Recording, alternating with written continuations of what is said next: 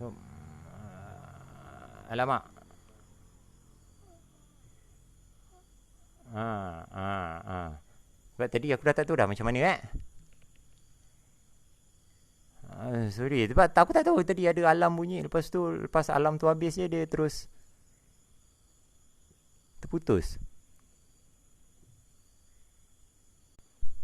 Hmm,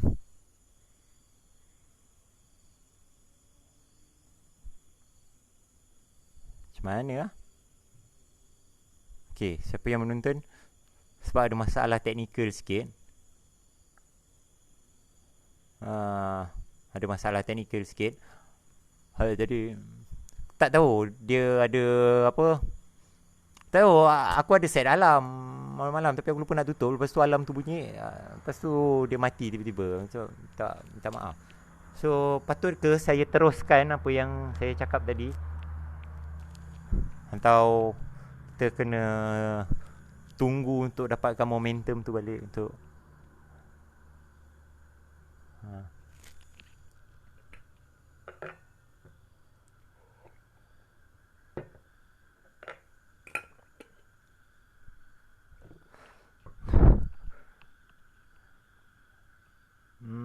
Okay, rasa boleh lah saya sambung ya yang tadi kan. Apa lah tadi? Kita perlulah. Kita perlukan satu. Okay, kejap okay.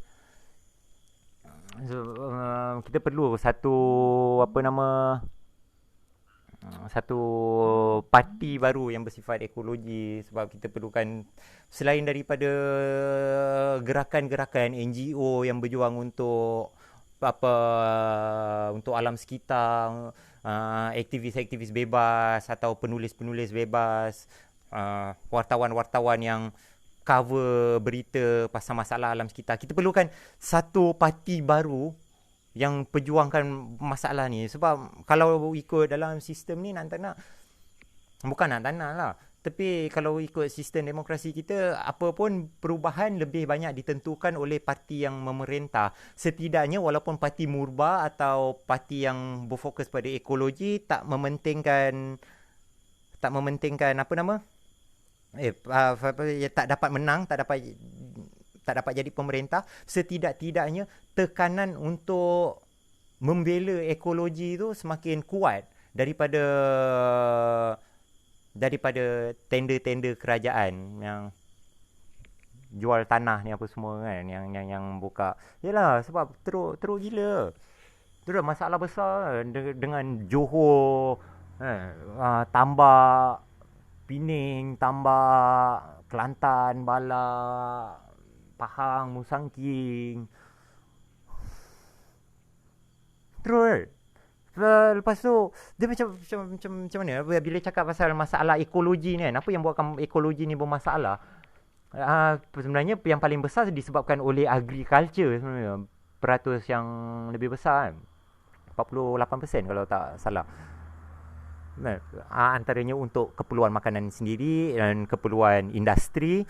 Tapi kalau inilah agriculture ni menyebab masalahnya hutan, antara yang terbesar juga selain daripada pembangunan bandar apa semua. Saya rasa saya rasa macam mana kita boleh cakap menanam sawit yang 79% menghiasi landscape Malaysia ni. Macam mana kita boleh cakap kita balik menyumbang pada tanah, kita balik berbakti pada tanah dan kita tanam kelapa sawit? Sebenarnya tak. Ya, ini saya tak menafikan anak-anak Felda yang boleh belajar sampai universiti, sampai luar negara. Orang-orang Felda yang boleh hidup hasil duit kelapa sawit, saya tak menafikan itu. Itu satu benda pembangunan, satu pembelaan hak. Tapi masalahnya kita memusnahkan alam. Yang maksudnya balik pada binatangisme tadi kan. Untuk kelapa sawit untuk keperluan manusia. Tapi dalam masa yang sama, kelapa sawit 79%, harimau tak boleh makan kelapa sawit dia. Harimau monyet tu tak boleh makan kelapa sawit dia. Bila monyet makan kelapa sawit, bila orang berkebun macam saya berkebun, saya tak boleh nak tanam jagung, saya tak boleh nak tanam bendi sebab monyet boring dengan kelapa sawit. Dia nak makan bendi juga, dia nak makan jagung juga, tapi saya tak boleh nak tanam banyak-banyak sebab kan saya tak boleh nak rasa semua hasil-hasil tu kan. Sebab kena rembat dengan monyet. So, dia buatkan ekologi tak balance. So saya rasa okey, ni lah saya rasa dah saya boleh saya rasa saya nak simpulkan lah. Kalau ada apa-apa soalan boleh tanya. Dan sebelum saya baca soalan, saya simpulkan dululah. Saya tutup pembentangan tadi tentang binatangisme ni akhir ni. Idealism. Adakah binatangisme prinsip yang cuba dibentuk ni bersifat idealisme semata-mata? So saya rasa kita kena tengok macam mana kita punya proses menjalani prinsip tu sendiri kan. Apa kan tadi?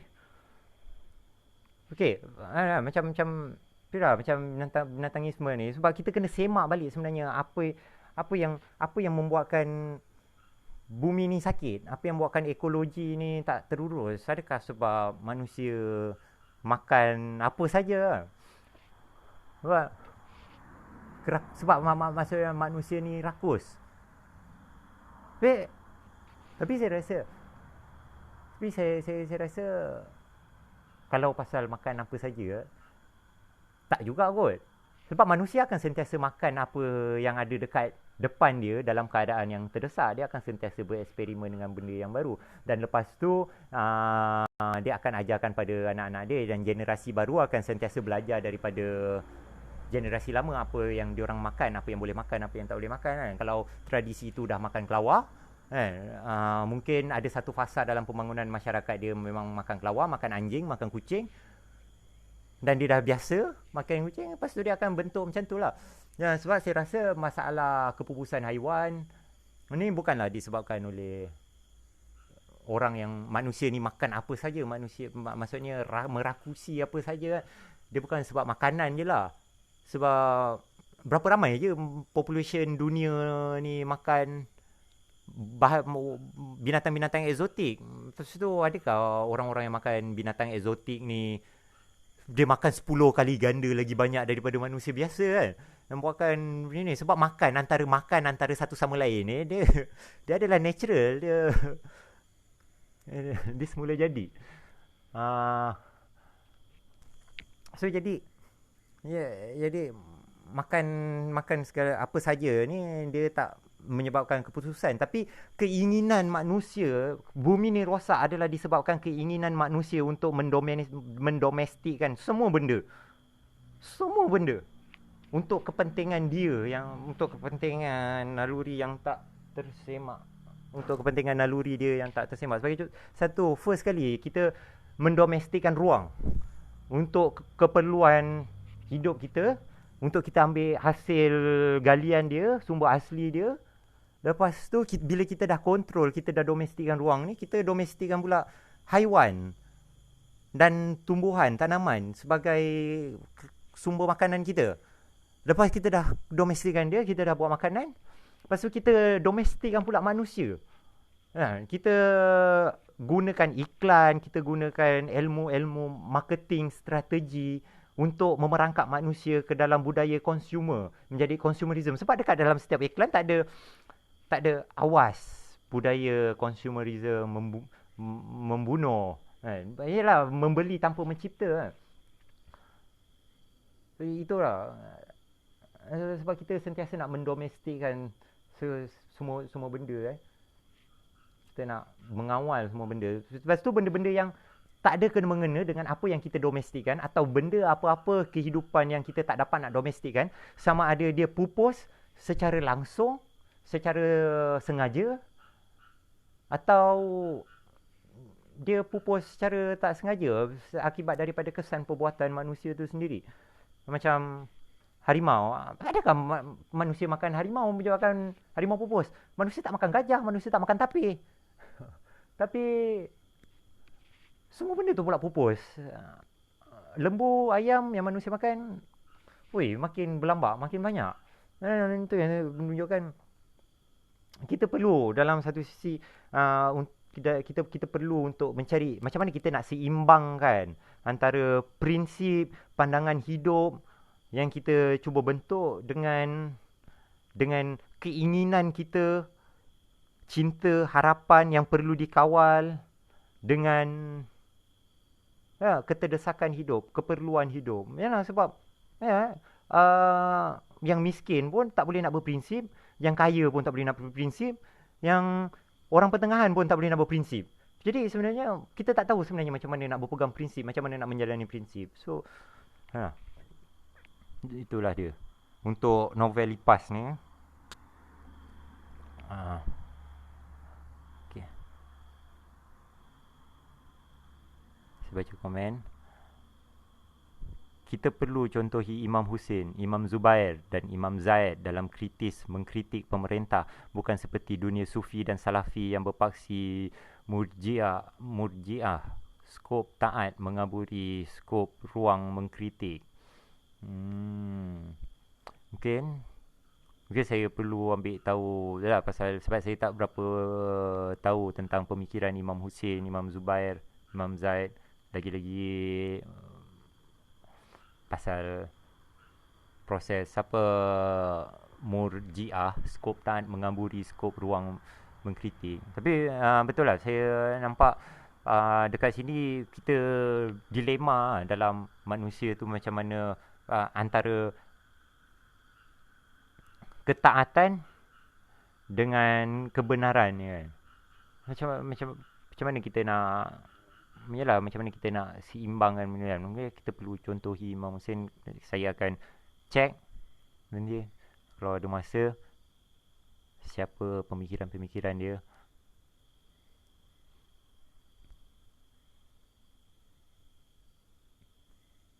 Tapi dunia sufi, apa maksud sufi yang lebih berfokus pada ketaatan daripada mempunyai ruang untuk mengkritik?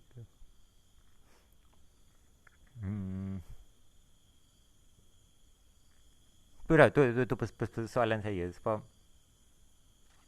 Sebab essence, saya tak tahulah macam mana pembawakan sufism daripada segi yang sekarang ni lah kan, mungkin daripada bukan tabligh, tarikat ya, antara jalan-jalan nak mengenal Allah ni kan. Tu saya tak berapa familiar, tapi yang saya rasa saya familiar idea sufism ni, dia adalah tentang macam mana manusia ni nak menyedari tenaga apa yang besar ni yang mengawal alam semesta sampai mengawal nafas, sampai mengawal jantung ni. Kita nak mengenal tenaga ni yang menyebabkan naluri ni hidup, yang menyebabkan fikiran ni berfikir. Kita nak tahu benda ni sebab dengan hanya mengetahui benda ni kita boleh jadikan bumi ni sebagai satu tempat yang lebih selamat untuk dihidup, yang membuatkan kita hilang keraguan macam mana untuk menjalani hidup, yang membuatkan kita hilang ketakutan pada kuasa-kuasa besar yang bukan Tuhan. Sebab yalah, macam mana Ibnu Arabi mungkin kan, tapi sejarah sufi ni pun saya tak baca banyak, tapi yang saya tu Ibnu Arabi pun dia ada masalah politikal juga, sebab tu dia dihukum.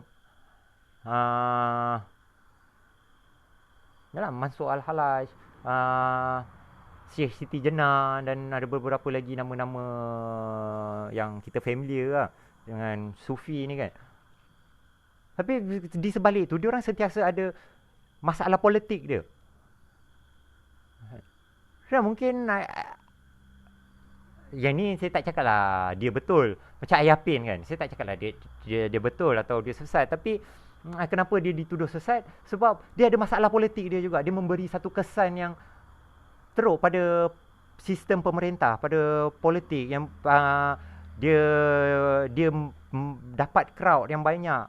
Dia pun dalam masa yang sama, saya tengok interview pengikut Ayapin, dia tak menyesatkan golongan-golongan lain. Dia orang lebih hippies, lebih damai walaupun dia minum susu kaki kan. Sama juga macam Imam Siapa ni?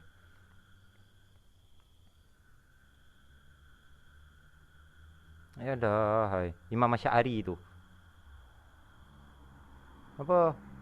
Dia punya rakan yang intim, intim semua band-band nasyid ni dekat bawah dia kan. Uh,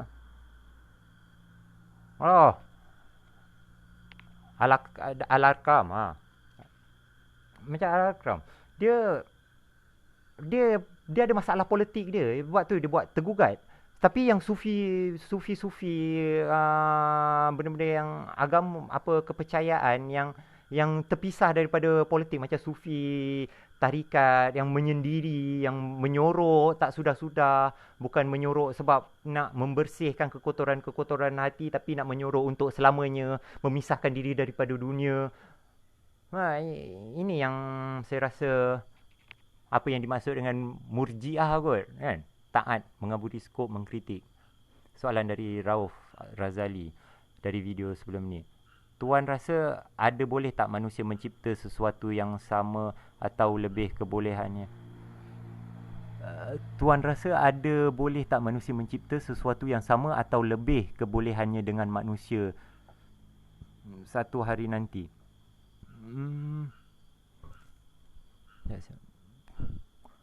Sesuatu yang sama. Maksudnya kebolehan Tuhan atau kebolehan manusia yang waktu sekarang? Sebab kalau saya rasa kebolehan Tuhan, saya rasa tak boleh. Sebab manusia dia, ya, walaupun manusia sentiasa bergerak menuju kesempurnaan, tapi mungkin kesempurnaan tu dia hanya untuk Tuhan, untuk tenaga yang mengawal alam ni saja. Tapi dekat bumi ni, sampai satu masa, bumi ni dia akan musnah, dia akan kiamat. Paling tak pun matahari dia dah hilang bahang kepanasan dia dan bumi akan jadi terlalu sejuk dan akhirnya matahari pun mati dan dia akan kompos dan akan meletup lah. Yalah, universe baru kan. Tapi dalam proses evolusi tu, perkembangan manusia ni, kita akan sentiasa mengacu pada perkembangan yang baru. Mungkin misteri, mungkin kita tak tahu apa yang membuatkan kita tak boleh nak letakkan ini adalah had manusia. Sebab manusia kita tak pernah betul-betul fokus pada benda yang dah ada, benda yang cukup sekadarnya, cukup seadanya. Sebab bila kita memandang sesuatu, kita akan sentiasa memandang dia bukan sebab realiti tapi potensi dia. Tak salah, Noah, Yuval cakap benda ni. Kita sentiasa memandang dia atas potensi, bukan realiti. Apa yang manusia membuatkan kebolehan manusia untuk mencipta takkan pernah berhenti, takkan pernah terbantut sebab kita akan sentiasa hidup atas realiti yang dikonstruk oleh imajinasi. Bila kita berhadapan dengan satu-satu benda, kita tak pandang benda itu sebagai benda itu. Kita pandang dia apa yang kita boleh buat dengan benda tu. Dan walaupun sampai satu hari nanti mungkin tak tahulah, kita dah ada chip dekat dalam otak, kita dah tak payah keluar daripada rumah, tapi roh kita je yang keluar, kesedaran kita je yang berkeluar, duduk berbincang, beli barang atau apa, atau badan kedua ke daripada klon ke apa ke. Mungkin kalau itulah antara proses yang paling tinggi yang kita boleh fikirkan sekarang. Tapi waktu tu bila kita berhadapan dengan klon kita, artificial intelligence yang kita ciptakan untuk pergi beli barang, bila kita tengok tu pun kita akan pandang dia sebagai apa potensi yang boleh buat daripada selepas itu. Apa penambahbaikan yang kita boleh buat selepas itu. Sebab fikiran manusia berfungsi dalam keadaan yang sangat-sangat misteri. Kita boleh cakap misteri dalam, kita tak tahu apa sebenarnya kemampuan otak. Otak ni bila dibebaskan, dia sentiasa berfikir, dia sentiasa menimbulkan idea. Sebab tu idea macam penyerahan kepada Tuhan itu mengacu pada bermalas-malas, tak buat apa-apa. Itu adalah satu benda yang salah, dan pemaknaan yang sebegitu adalah pemaknaan yang salah. Sebab kalau berserah, kita menyerahkan fikiran ni bekerja seperti mana yang sepatutnya, kerja fikiran ni adalah sentiasa untuk berfikir. Dan kita tak berfikir pun, kita nak tidur malam, kita tak nak dia berfikir, dia sentiasa berfikir. Setiap saat kita nak kosongkan fikiran, 1 minit dia akan datang fikiran baru. Kita tak kawal fikiran ni, kita tak kawal naluri ni, perasaan ni. Kita sentiasa bergerak ditentukan oleh semangat.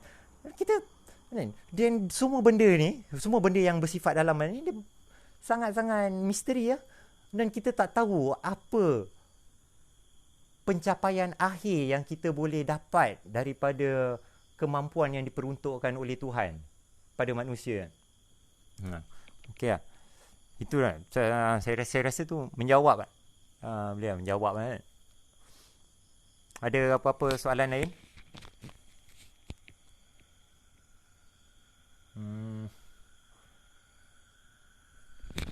Kalau ada apa-apa soalan, saya tunggulah.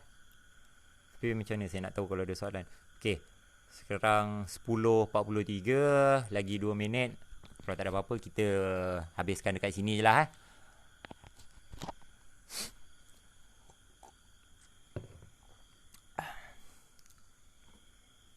Okey, jadi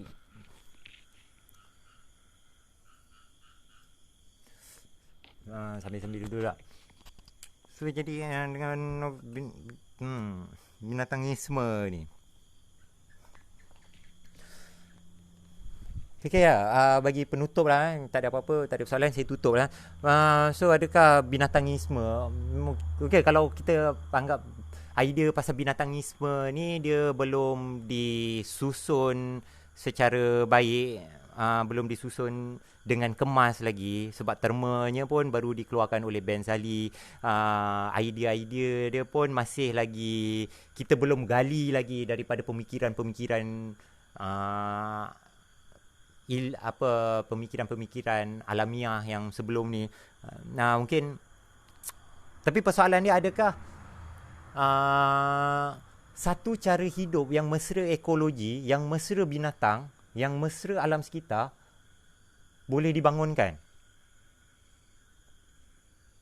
Sebab kalau boleh, macam mana? Apa jalan dia? Itu benda yang saya rasa, itulah kalau kita nak memikir pasal ekologi, ini yang kita kena fikirkan kan? Macam mana? Kalau dia tak boleh, kenapa? Adakah dia tak boleh sebab dari sudut pandang realisnya dunia tak bergerak macam tu, atau kita menganggap dunia tak bergerak macam tu sebab kita mengharapkan perubahan yang datang sekelip mata, yang kalau kita nak berubah dan kita nak dia okey dalam, kalau bukan dalam setahun dua, perubahan tu mestilah datang dalam waktu kita hidup. Kalau kita tak nampak potensi tu boleh diwujudkan waktu kita hidup, so dia adalah sia-sia untuk kita buat. Tapi saya rasa untuk mengejar dia, untuk buat satu benda, memperjuangkan satu benda yang cuma akan terhasil selepas kita mati, saya rasa itu lebih baik daripada kita terus hilang harap. Atau kalau ada jalan yang lebih cepat, yang mungkin lebih shortcut, sebab itu ialah kemampuan manusia kan, untuk cari jalan shortcut. Macam mana nak hack kan, satu-satu benda kan. Kalau kita jumpa macam mana nak hack, saya rasa bagus lah. Sebab tu perbincangan ni perlu diteruskan kan. Macam mana tapi kalau tak dapat pun, adakah kita perlu berhenti menggerakkan sesuatu yang kita rasa benar atas alasan idea ni tak real, idea ni tak realis. Okay. Idea menggabungkan cara hidup primitif dengan futuristik ni mustahil. So tak, sebab saya rasa dia perlu kita perlu ada satu, selain daripada membincangkan dia, kita perlu menerapkan macam mana kita nak menerapkan prinsip yang kita cakap, macam mana kita nak bikin serupa apa kita cakap. Walaupun sebab susah memang betul lah, tadilah balik lagi kan, macam Abang Rom kata susah sebab fikiran, perasaan ni dia sentiasa, kita berfikir sentiasa menjangkaui zaman, kita sentiasa bergerak bebas daripada ruang, daripada waktu. Tapi idea-idea yang tercetus daripada benda yang terlalu bebas ni perlu dilaksanakan dalam badan, dalam kemampuan tenaga yang sangat-sangat terhad, yang sangat-sangat tak mampu, yang tak kuat kan. So jadi kita kena cari jalan macam mana nak menyelarikan dia kan. Sebab tu penerapan prinsip ni penting. Macam mana nak membentuk disiplin. Manusia memerlukan satu bentuk disiplin. Apa pun prinsip, dia perlu mengacu kepada disiplin. Bagaimana untuk menjalani dia. Walaupun prinsip tu dia terlalu besar, dia terlalu agung, tapi mungkin dia boleh dimulakan dengan sekecil-kecil benda kot. Dari sekecil-kecil perkara. Sekecil-kecil perkara yang kita buat perlulah mengacu pada pandangan hidup yang kita pegang. Itu maksudnya sekecil-kecil perkara ni buatlah walaupun sekecil-kecilnya. Bukanlah maksud kita buat ala kadar, macam lepaskan batuk di tangga, asal buat. Tak. Tapi manusia ni adalah makhluk habit. Kalau kawan kita tadi kata manusia ni adalah haiwan yang berfikir ni macam mana? Manusia ni adalah makhluk habit. Yang berutin.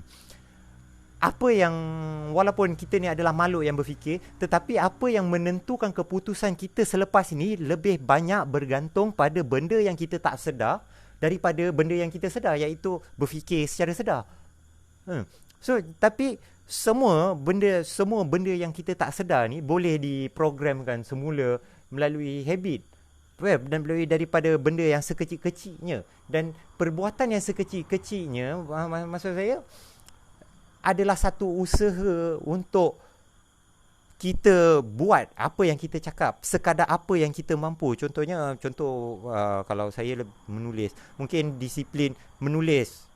Saya pemalas nak menulis, saya tak semangat nak menulis, tapi saya dah set disiplin untuk menulis. Saya rasa tak boleh lah nak set menulis satu hari satu artikel, satu hari satu kritikan untuk kerajaan. Mungkin saya boleh start satu hari satu perenggan. Yang penting macam mana kita programkan diri kita, macam mana, sebab saya tak rasa semua orang kita boleh jadi, semua orang boleh berjuang, boleh keluar macam dengan kepalan tangan semangat berjuang untuk membebaskan manusia dan diri sendiri. Dan teknik tu cuma berkesan untuk aktivis, mungkin untuk segolongan orang, sebilangan orang yang dia punya keadaan mental dia sudah berada di satu tahap yang lebih daripada orang lain. Tapi majoriti manusia dia suka bergerak dalam keadaan yang relax, yang ditentukan oleh persekitaran, yang ditentukan oleh habit. So saya rasa kita memerlukan macam mana jalan dia untuk kita setting balik kita punya habit, cara hidup, gaya hidup, supaya lama-lama dia akan berkembang, dia akan sempurna. Dia akan bergerak menuju kesempurnaan lah. Dia akan semakin membesar. Sebab dia macam kanak-kanak, bayi bercakap, dia cuma pandai bla bla ba ta. Benda tu yang diulang-ulang, satu perkataan ta mungkin seminggu. Tapi pembentukan bertahun punya pembentukan, dia dah boleh kawal otot lidah, otot bibir, otot tekak, buatkan dia boleh bercakap macam mana kita bercakap sekarang. Kita boleh deliver information, kita boleh bercakap tanpa duduk tepi susun ayat, kita boleh terus keluarkan. Dia berjalan macam tu je. Sebab itulah saya cakap, fikiran mungkin manusia dia bergerak dalam keadaan yang mungkin agak misteri lah, tapi dalam masa yang sama dia ada kunci-kunci dia. Macam mana kita nak reset, macam mana kita nak programkan semula, macam mana kita nak bentuk satu cara hidup yang sihat, supaya kita tak memerlukan kerahan tenaga yang lebih untuk kita wujudkan dunia ni sebagai tempat yang lebih baik.